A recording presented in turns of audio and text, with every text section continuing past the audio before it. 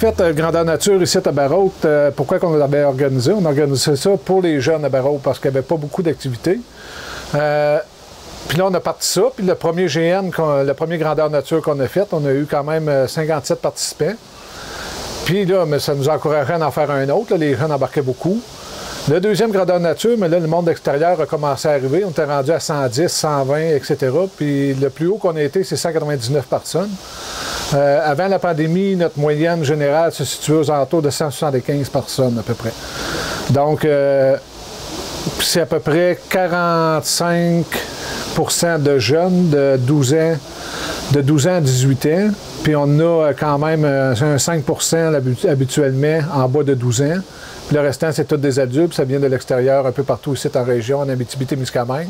On a déjà eu du monde de Shawinigan, Vaudreuil, Montréal, dans ces coins-là, qui venaient ici en visite, puis finalement, ils s'en venaient jouer ici. Mais tu vois, moi, je l'ai été vers ce site-là parce que je trouve que c'est quand même une époque où il y avait quand même du respect, un peu. Puis ça développe le jeu médiéval, en fait. Qu'est-ce qu'on fait avec ça? C'est qu'il y a beaucoup de respect. Tu sais, mettons, pour apprendre le respect, la politesse aux jeunes et créer des nouvelles amitiés aussi. Parce que le respect, si tu donnes un coup trop fort, là, tu es obligé de t'excuser. Si ça marche pas, mais là, tu passes devant un conseil de discipline, etc. Peu importe que tu sois un jeune ou un adulte, c'est beaucoup une question d'amitié puis de respect, puis développer le côté social des jeunes. C'est beaucoup ça, le pourquoi qu'on était vers le médiéval. C'est sûr qu'on aurait pu aller vers le paintball, le airsoft, d'autres activités, mais on trouvait que le médiéval, il n'y en avait pas beaucoup en région. Puis, il y en a-tu d'autres? Oui, il y a Hérélos, puis il y a Terre d'Aran. Hérélos, c'est à Villebois, c'est comment il s'appelle? Al, c'est Alexandre, je ne me souviens plus de son deuxième petit nom. Et à Terre d'Aran, c'est Steve Turcotte qui est l'organisateur. C'est deux autres grandeurs nature qui fonctionnent aussi, avec des systèmes différents que celui de ici, Berwyn.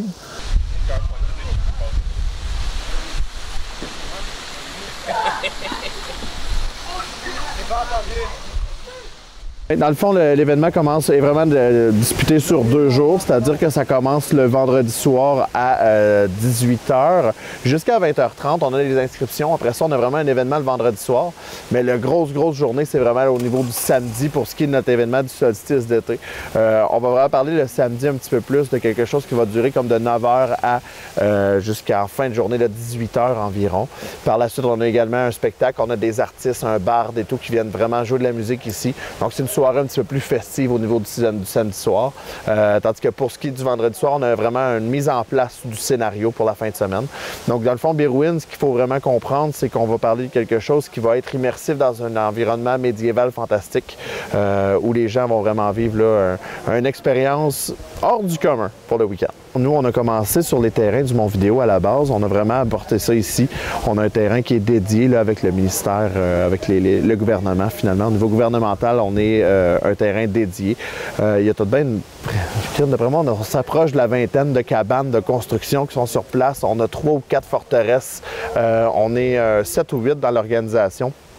Vraiment un beau groupe qui organise ce genre de projet-là. C'est le fun de voir l'essor que ça a et il y a vraiment une espèce de... Il y a une excitation. On veut pas, après 3 ans, le dernier était il y a 3 ans, étant donné là, du contexte de pandémie qu'on a vécu. Donc oui, ça fait aussi partie là, de l'excitation des joueurs de revenir en fin de semaine. Puis on est très honorés de pouvoir recommencer finalement nos événements.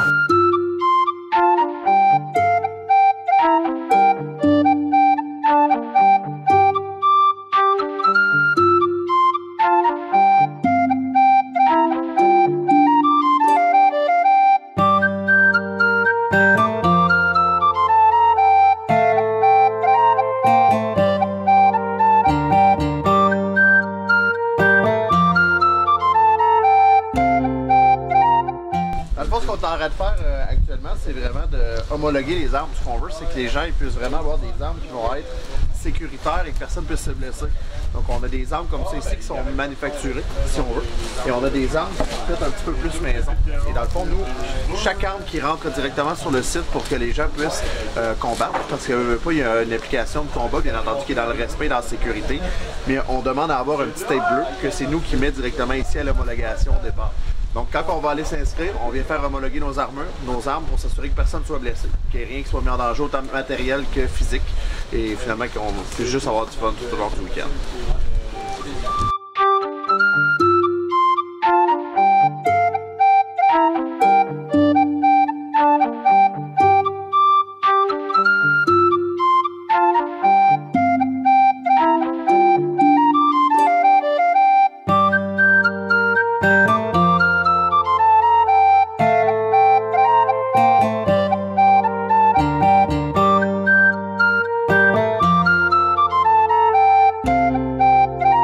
Le GN, en fait, c'est comme une genre de grosse pièce de théâtre interactive où chaque personne a un rôle à jouer, incarne un personnage, puis vit dans le fond des aventures dans le monde médiéval fantastique.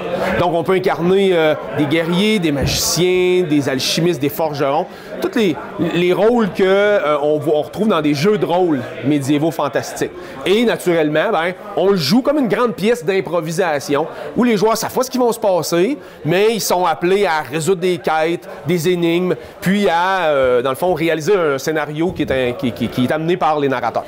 Les scénarios sont composés par des narrateurs, des scénaristes dont je fais partie, et avec une grande équipe, qui est l'équipe du comité de Berwyn, dans le fond, on compose l'histoire, le background de tout ce qui va se passer, des quêtes, puis on a des monstres qu'on met en jeu et qui vont réaliser les différentes parties des scénarios qu'on va mettre. Donc les joueurs découvrent au fur et à mesure de l'action les différentes parties du scénario et résolvent les énigmes qui doivent, dans le fond, amener souvent à une grande finale. On espère que la participation de cette année va être très bonne parce qu'avec 2 ans de pandémie, ça nous a mis un peu en pause. Mais avant la pandémie, on avait quand même une bonne participation, environ 150 à 200 joueurs par fin de semaine, par activité.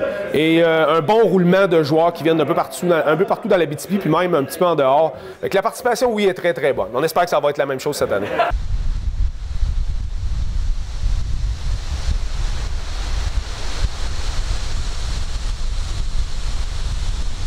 J'ai pas de personnage, mais ce que je vais jouer au GN, dans le fond, au Grandeur Nature qui se prépare demain, ça va être un forgeron. Puis, dans le fond, je vais pouvoir améliorer des armures, les réparer des armes, les améliorer, et mettre des propriétés magiques dessus si besoin est.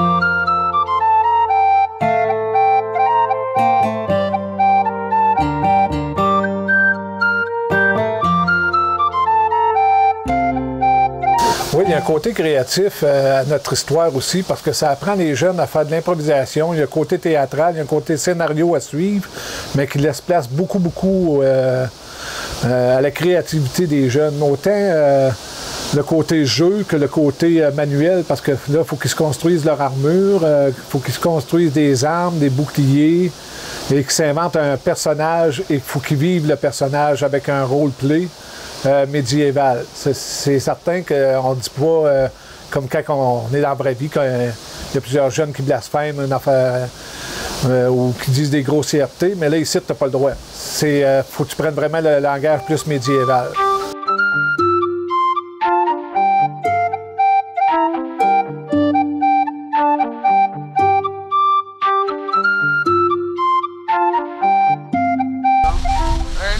S'il y a de l'or est gagné.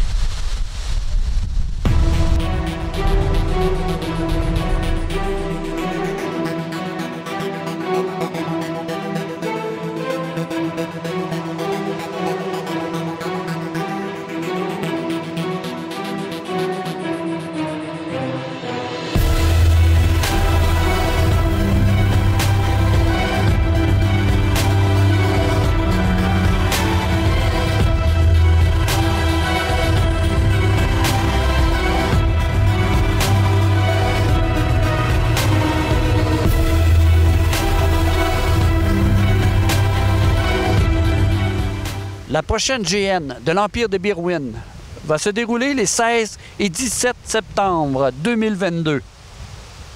Ici Sœur Christian de Médiaté.